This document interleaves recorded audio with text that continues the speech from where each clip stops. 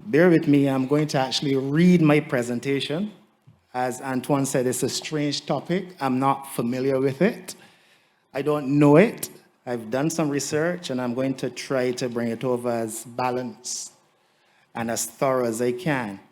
Who has actually heard the term before, big medicine or big pharma? Pastor has, Daniel has, Grantley, right. Who are the doctors and nurses in the audience? This is for my benefit. And patients? Who are the patients? And advocates? Everybody. Okay, all right. So this is not a scientific paper, but I hope it causes some stimulation and some discussion. Economics. So in all modern societies, access to primary, secondary, and tertiary healthcare is desirable. Prevention, treatment, and moderation of effects of disease occupy significant portions of national budgets and a significant part of a country's academic capital. People like being healthy, and healthy people produce. So the question is medicine a privilege or a right? It is a circular argument that has occupied scholars for decades, and it is likely not to be as binary as we think. So certain phrases will always factor into the discussion. Phrases like all life is important, government will help, work and earn, get insurance, power of choice, and self-determination and responsibility. I think it's fair to say that most regimes try to find a balance between the right and the privilege, encouraging good prevention and early intervention, and capturing the most vulnerable when they fall. Just to give you some figures as to what's happening worldwide. In Barbados in 2018, our healthcare spend was 6.56% of GDP. And the per capita health spend was $1,000 US. I didn't find the data for education for 2018 for comparative reasons, but I found education 2017, and comparatively 12.88% of GDP was spent on education in 2017. So healthcare is provided free of cost to all Barbadian citizens who are serviced by 9 free polyclinics, 1 tertiary care hospital, 600 beds, 1 psychiatric hospital, and at least 5 geriatric hospitals in the district.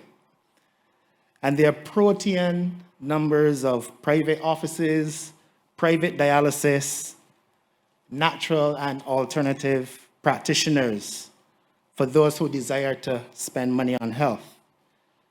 For comparison, in Trinidad, in 2018, the national health spend was 6.93% of GDP. Cuba, our communist friends in the Northern Caribbean, what can we say about Cuba? In 2005, Cuba had 627 physicians and 94 dentists per 100,000 of the population. That same year, the United States had 225 physicians and 54 dentists per 100,000. As of 2005, Cuba is the world leader in doctor-to-patient ratio. Cuba is very interesting. The top doctors in Cuba, you want to know what they make in terms of a salary? With a recent raise, they take home $67. $67 per month. In 2018, the national health spend of Cuba was 11.12% of GDP.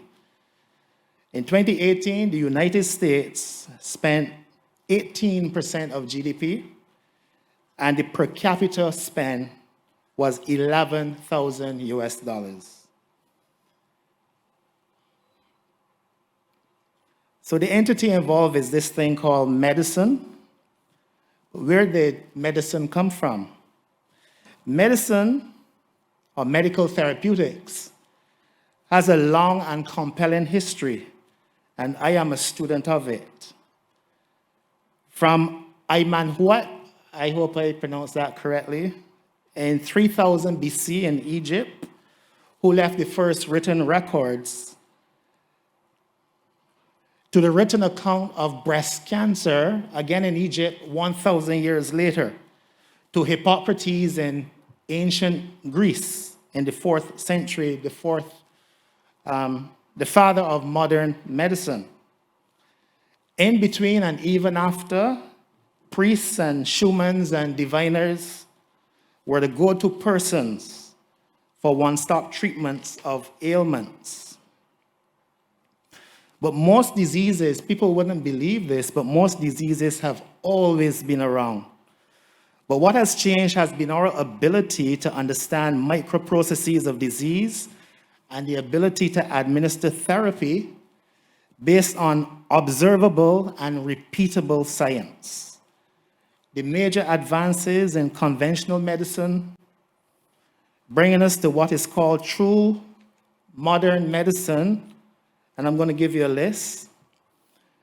These advances have been the use of the microscope, systemic cataloging of anatomic dissections, the germ theory and antisepsis, anesthesia, discovery of penicillin in 1928, discovery of X-rays, 1895, chemotherapy, which came, unfortunately, through the experience of both world wars, when chemical effects on people were observed. Carrying on the frontlining and training of nurses, hospitalization of medical training. When you see Mr. Warner and his students going through the ward, that's a process that has been at the vanguard of medical teaching, the in-hospital training of medical staff. Carrying on the separating of specialties, control clinical trials, and lastly, the study and the industrial production of drugs.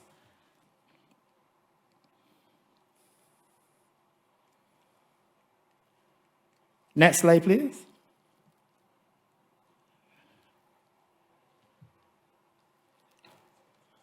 What does the term big medicine mean to you? Those who've heard of it before, what is big medicine? Any takers? Or big pharma? Large pharmaceutical companies. Do you believe in it?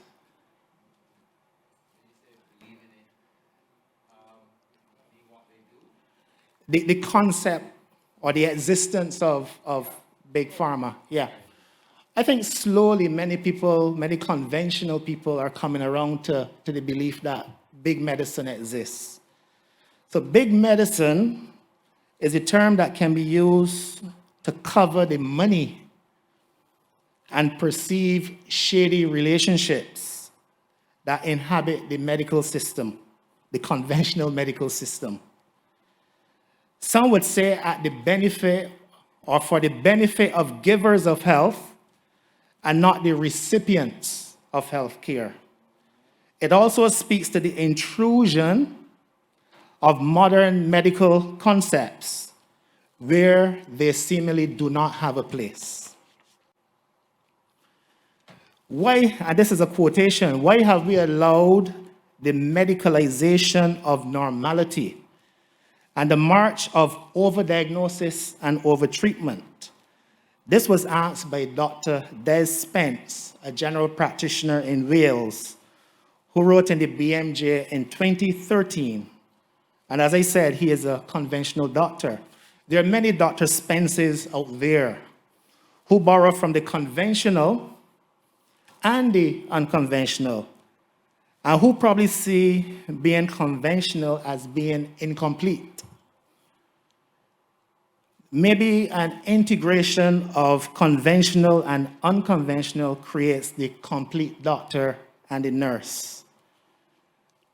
The important parameters in the judgment of performance will be patient improvement and the level or lack of harm done to patients. When I trained earlier in my career, I distinctly recall patients being more pliant, easier to convince, less litigation-minded, and more trusting. That pales in comparison to what obtains today. When that patient connects with you, they have already read and they've heard all about the disease process, and they've become unchallenged experts. Or they're closely related to an unchallenged expert.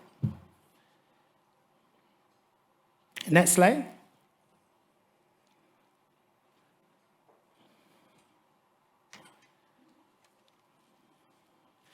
As I see it, a big component of big medicine is big pharma.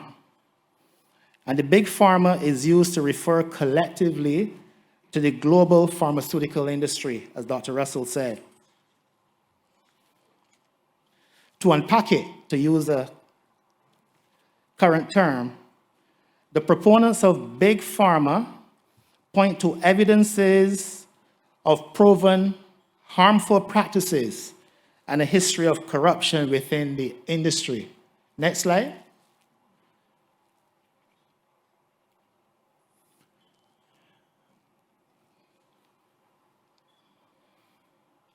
Let us get to the meat of the matter and look at certain evidences considered pillars of these two theories.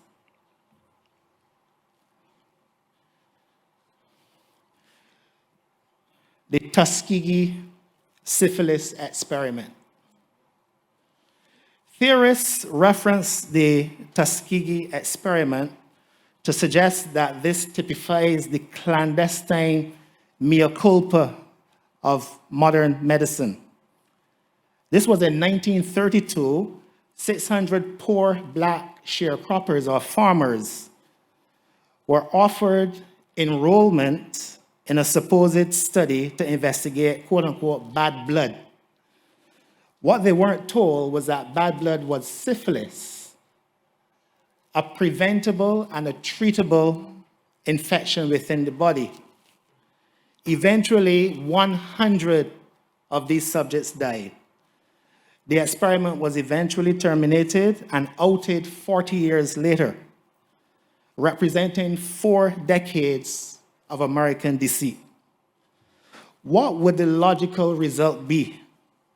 Mistrust of a medical system that is seen to be bathed in preferential treatments of whites and that seeks to provide substandard care to Negroes. That may even play a part in disease outcomes as it relates to access to care to this day. So that revelation led to the 1979 Belmont Report and to the establishment of the Office of Human Research Protections and federal laws and regulations requiring institutional review boards for the protection of human subjects in studies. Last slide you saw, President Clinton met with the survivors of the experiment and made a formal apology in 1997. The next pillar, the MMR vaccine, measles, mumps, and rubella. Next slide. In 1998, this dashing doctor, a London-trained surgeon by the name of Andrew Wakefield, proposed a link between MMR vaccination and a form of colitis and autism. He was a researcher in intestinal illness at the time and collated a group of 12 cases of such a colitis and had imputed that there was a link between colitis caused by MMR and autism. After failing peer review, and his results were not again observed, Wakefield was outed to as well have a serious financial conflict of interest. He apparently had financial shares in the testing kits that were going to be available to detect colitis. So he was eventually disbarred from practicing medicine in the UK. He now lives in the US of A and is still in demand, especially at the anti-vaccination rallies. He has a following. Theorists see Wakefield as a victim of a corrupt system that has covered up the link between MMR and autism. The next pillar, the giant, what I call the giant, the pharmaceutical industry. It is a multi-billion-dollar industry. If you made a list of industries in the world, the pharmaceutical industry in most lists would fall at number 3 or 4. Of course, it is not just about pills and portions, but who can blame anyone for thinking so?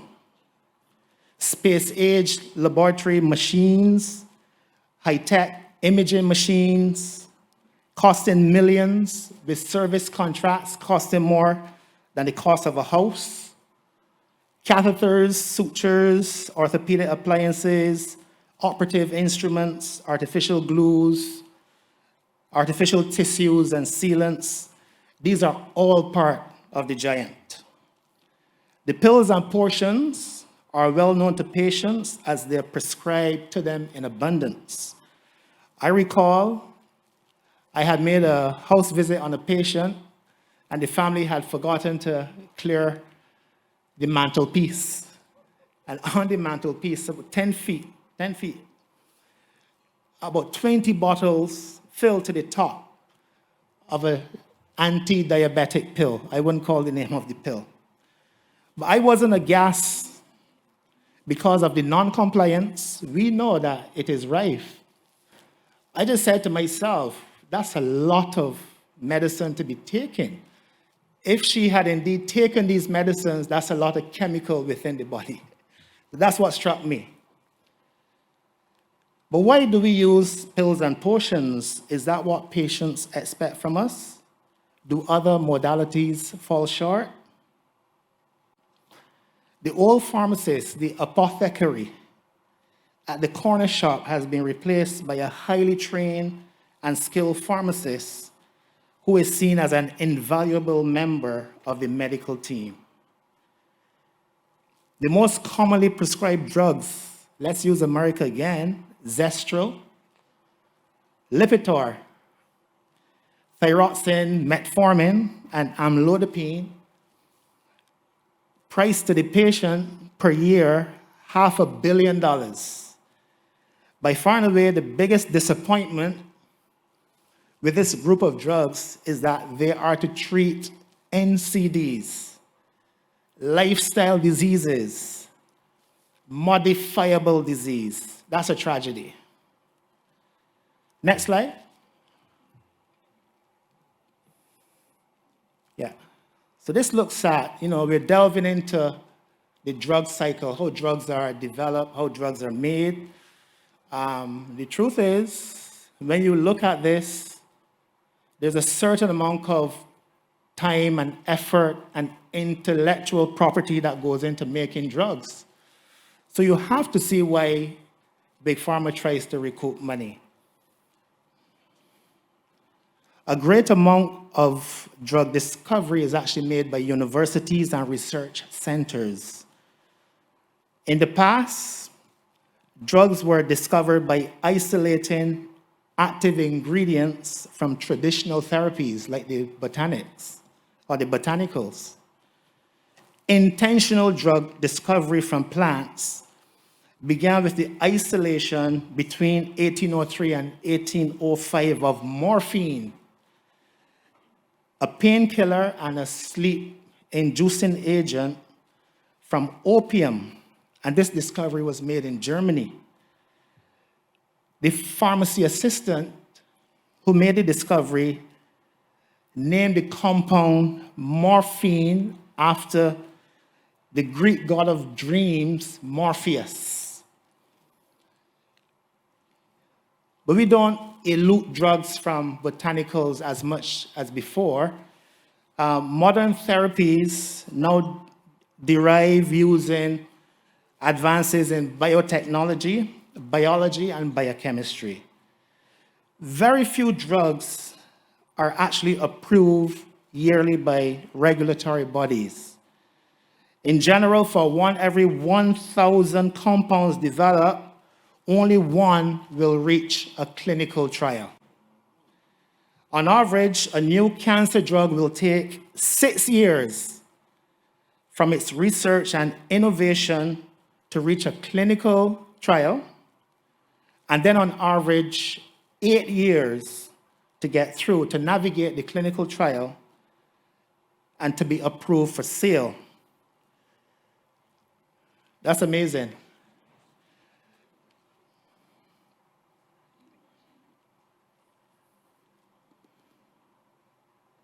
So governments, they grant patents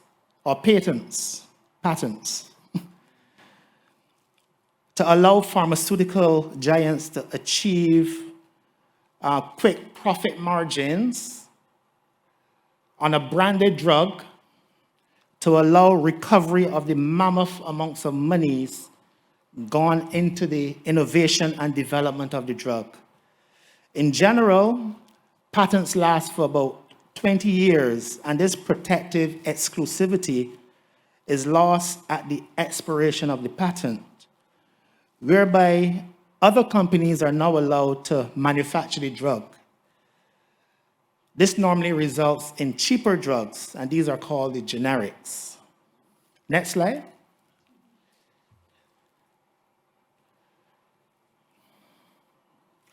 This is the biggest selling drug of all time, Lipitor. $120 billion since it was put on the market in the early 2000s. Pfizer lost its patent on Lipitor on November the 30th, 2011. The pharmaceutical industry has at times been less than altruistic in its dealings and has suffered heavy penalties from the regulatory bodies, amounting at times to fines in the billions of dollars. And the familiar transgressions have been false marketing, non-disclosure of safety issues, and collusion with physicians. But this is now heavily regulated and watched for throughout the world. Next slide. The opioid crisis. Yeah. Very few drugs treat chronic and acute pain better than the Morpheus group, the opioids. With high potency, their overuse, misuse, addiction, and recreational abuse is high. Yet they are readily prescribed by many doctors. In high doses, they can cause respiratory depression because of actions within the respiratory center of the brain. Such drugs include OxyContin, Percocet, hydrocodone, morphine, pethidine, and last but not least, the synthetic drug fentanyl. Between 1999, 16 years, 1999 to 2016, almost 500,000 people in the United States died from opioid overuse. And from a surgical point of view, it is estimated that misuse and abuse deriving from being covered by opioids for acute post-surgical pain will affect 4.3% of people.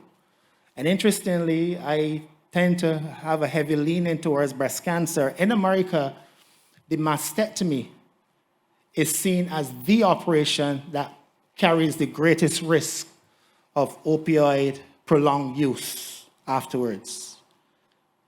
Between 1991 and 2011, painkiller prescriptions in the USA tripled from 76 million, 1991, to 209 million prescriptions per year. And of 2016, more than 289 million prescriptions were written for opioids. The oversight of opioid prescribing is tight, it is getting ever so tighter, but the crisis rages on. The cost of drugs. Many see pills as costly necessities, but let's jump straight to it. In defense, again, of a country's investment in pharmaceuticals, the value of a drug needs to be contextualized. It's not just the unit cost to a patient who stands in a pharmacy line.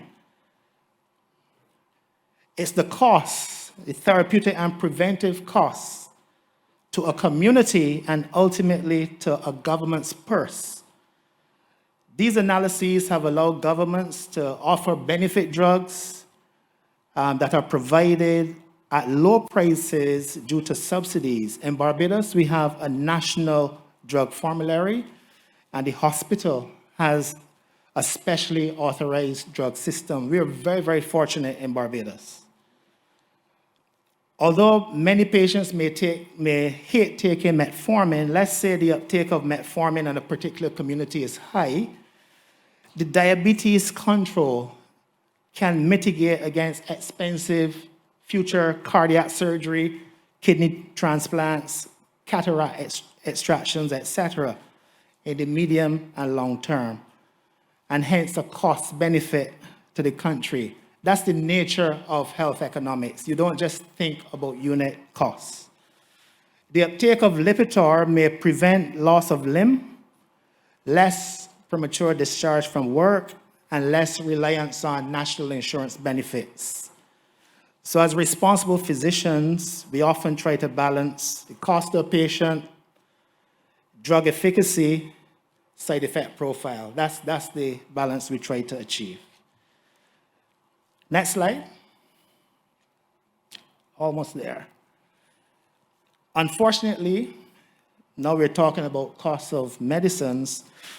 There have been times when players in the industry evaded clinical responsibility. The story of the individual, I refuse to call his name,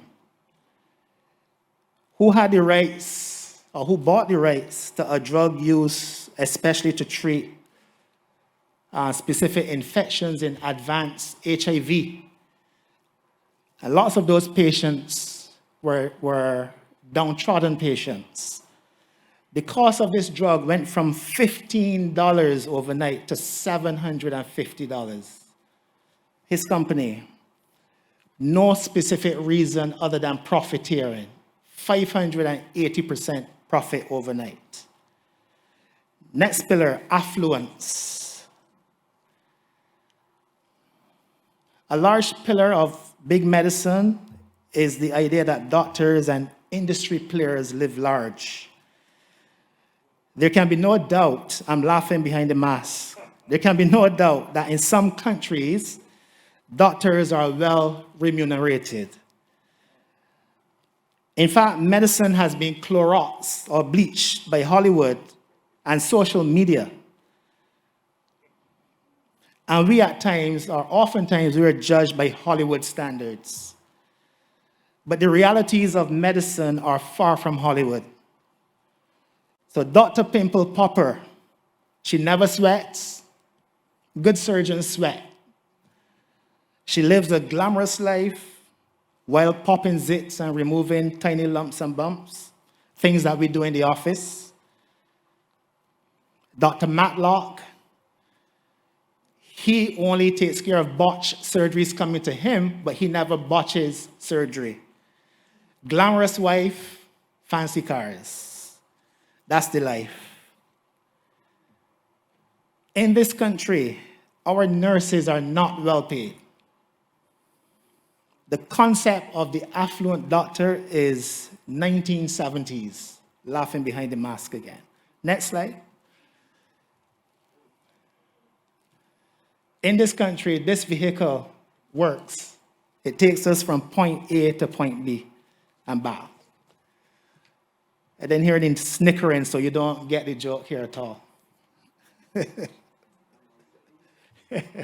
That's my Mercedes, yes. Compare that to Dr. Daniel's Ferrari in Georgia. This works, right? All right, this is the last pillar that is used to support the theories, the benevolent pharmaceutical rep.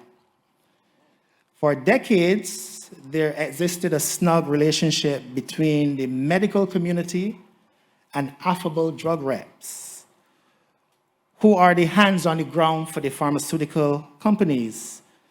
Reps promote, they answer queries, and they even provide samples for doctors and nurses. As a sub-enterprise, there are a $5 billion industry in America.